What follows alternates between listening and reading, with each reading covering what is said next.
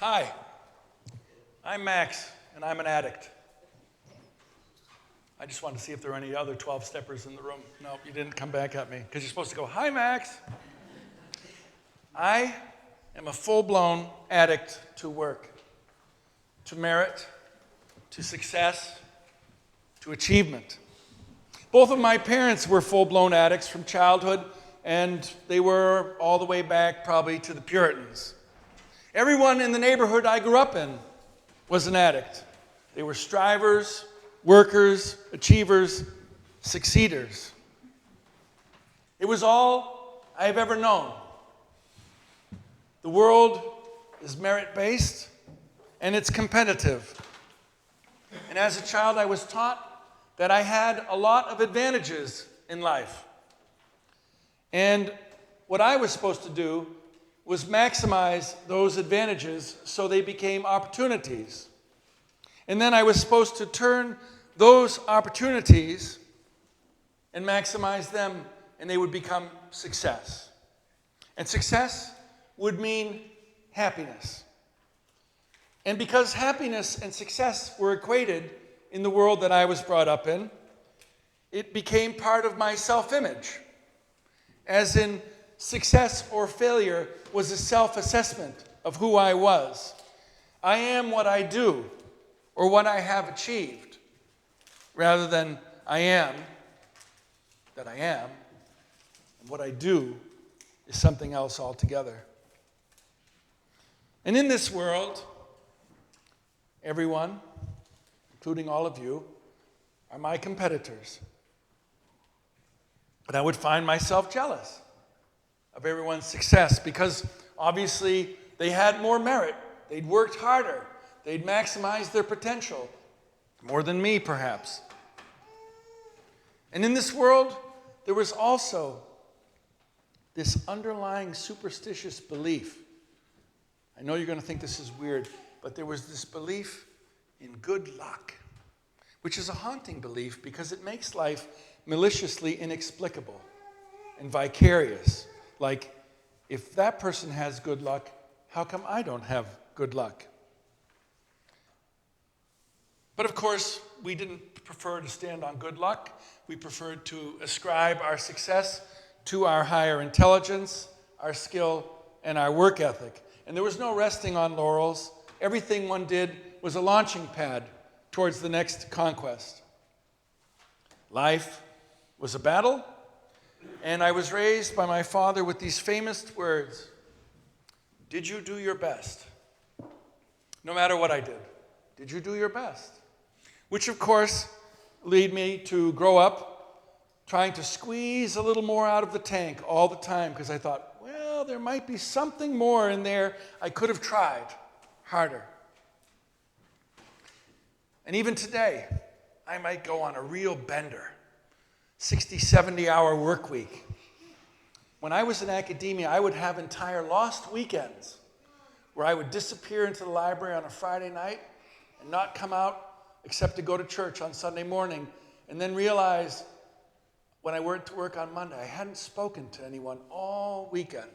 Just me and my books and my pen and paper. But, and all of this might be appalling to you, the most uncontrollable part of my addiction was my mind. My mind would never shut off. It would never stop talking to me and monologuing about everything that wasn't working quite right, that I could do better, everything that I might go wrong, everything that I had to do. And I realized that my mind was wagging me like a tail wagging the dog. Now, as I told the children, I always went to church all of my life since I was a little baby. But I didn't really start practicing my faith into my mid to late 20s. And by practicing my faith, I mean to say actually doing the things that Jesus says in the Bible. I knew the stories, but I wasn't actually doing them until my 20s. And one practice in there, which we touched on just now, in particular, has put me on the road to recovery. completely changed the quality of my life. And for short, it's called practicing gratitude or thanksgiving. And of course, that's not news to you. You've heard it 1,000 times in church. But if you're like me for all those years,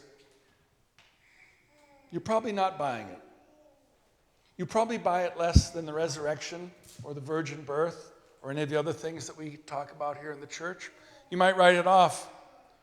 It's called a pie in the sky or a head in the clouds as a completely unrealistic way to be. To which I would say, as your pastor, of course it is. If it's about God and being with and like God, it is, by definition, a pie in the sky, a head in the clouds, unrealistic. If it was exactly like we're doing already, then we'd be God, and God wouldn't be necessary. So let me explain what I mean, just to point this out a little more. And those of you who've been around in the 10 years I've been here, you've heard me preach variations on this sermon any number of times. But Jesus teaches that life is a gift to be enjoyed, and the only way to be a human being is to be grateful for that gift in all its various manifestations. And that the world, creation, if you will, to use biblical language, is not limited, but is a superabundance of everything that's poured out onto everyone all the time, whether they deserve it or whether they don't. The Lord makes the sun to shine on the righteous as well as the wicked. And that, in fact, if we look at our lives, if we're honest about our lives, we already have enough of everything that we actually need to be perfectly happy. And moreover, the funny thing before I go on is, people always tell you, don't preach political sermons. They'll get people upset. And I think this sermon is the one that's like, ooh. Moreover, there's no need to worry about the future, because there'll always be more as long as you're alive. So the way to approach life in this worldview is not just working and striving and competing, but first recognizing what your particular gift is in life, recognizing what my particular gift is in life, what my sweet spot is, where I thrive. And then once you know that, hoisting it up like a sail on a sailboat and allowing the winds of life to push you, drawn by that gift. And the challenge to life is how good a sailor you are, adjusting your gift to the winds that blow in your life. So success isn't measured by getting ahead or getting to the top, but success is measured by that feeling when you're doing what you do and you feel like you're in the zone, for lack of a better word. Where what your life is bringing you is pleasure and satisfaction, even if it's just washing the dishes. And when you're in that place, all of your jealousy falls away. Because David's gift's not my gift. And Scott's gift's not my gift. And Joy's gift's not my gift. So if they're really good at what they do, well, I'm doing what I do. Because it's all a gift. Which, my friends, if you really think about life and all the most important things in life, it is all of a gift. Because none of us deserved it. And by it, I mean the breath of life, the ability to think, people to fall in love with, children, careers. It's a gift. And if we have those gifts, they're given to us. We may work really hard, but other people work really hard too. And if you can see the abundance of life, and here comes another really big shift, then life is like walking through a Swedish smorgasbord where you're just tasting and sampling the abundance and giving thanks. Not because it's polite or it's transactional, as if like God is suddenly going to stiff you if you don't say thanks. Jesus is very clear. God makes the rain to fall on the wicked as well as the righteous.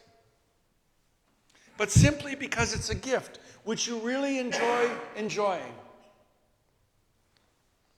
A gift that you really enjoy enjoying. And if you doubt me about this and think I'm overdoing this whole thing, I ask you this. Imagine you have a week to live. And you're not overwhelmed by that prospect. If you can put yourself in that frame of mind, then you will know exactly how much you really enjoy enjoying your life. And you'll know it's all a gift. Now, I've said all of this, and I want to be clear. There are no judgments attached to anything that I'm saying this morning, as in there's wise or foolish, good or bad, success or failure. But there is one qualification, which is also biblical. Freedom and slavery. And I have found that when I live out of gratitude, I'm free to enjoy the ride as long as it lasts. But when I'm living in struggle and work and achievement, I'm enslaved to that process as long as I can last. When I'm living gratitude, I'm free to savor the delight of absolutely everything. And when I'm enslaved to striving, I'm enslaved to planning my next move or improving on my last move. I'm enslaved to work a little harder, a little longer, a little smarter, a little more efficiently.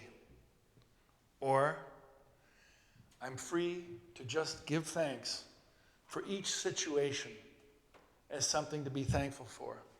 For each person as an opportunity to see the face of God in a new way. To say thank you for every breath of air because I've been with people when it was their last breath of air. And I know the difference. Or for every eye sight my eye catches.